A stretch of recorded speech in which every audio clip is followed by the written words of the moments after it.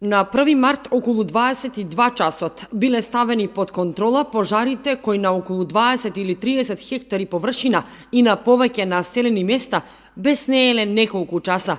5 возила и 16 пожарникари учествувале во гасењето на пожарите и се обидувале да ги заштитат имотите на жителите на селата Прибачево, Мојанци, Тркање, Уларци, а во опасност била доведена и пречистителната станица во Мојанци. Загрозена била и бензинската пумпа кај Чешиново, како и една цистерна полна со гориво, што се движела на патот Штип-Кочани, истакна командирот на територијалната противпожарна единица Благој Паунов. Во текот на вчерашниот ден имавме неколку интервенции, почнувајќи од Прибачево, каде што имаше опасност да се запалат неколку куќи, каде што интервенира 2 екипи. После беше зафатено дел од земјиштето кај Оризари, каде што беше во опасност доведен еден објект. Продолживме кај село Мојанци, каде што беше како приоритетна точка пречистителна станица, имаше опасност да биде запалено.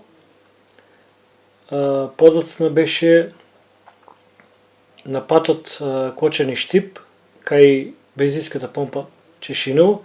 Исто така имаше голема опасност од запалување на дел од кругот на бензинската помпа.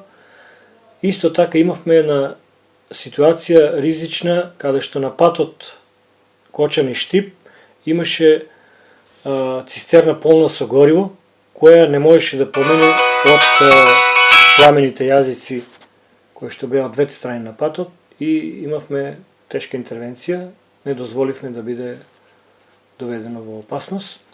Продолживме кај село Уларци и исто така беше зафатена на површина. Се околу 20-30 хектари имаше запалена површина. Апелите на пожарникарите и на одговорните во општината да не се палат стрништата не вродуваат со плод.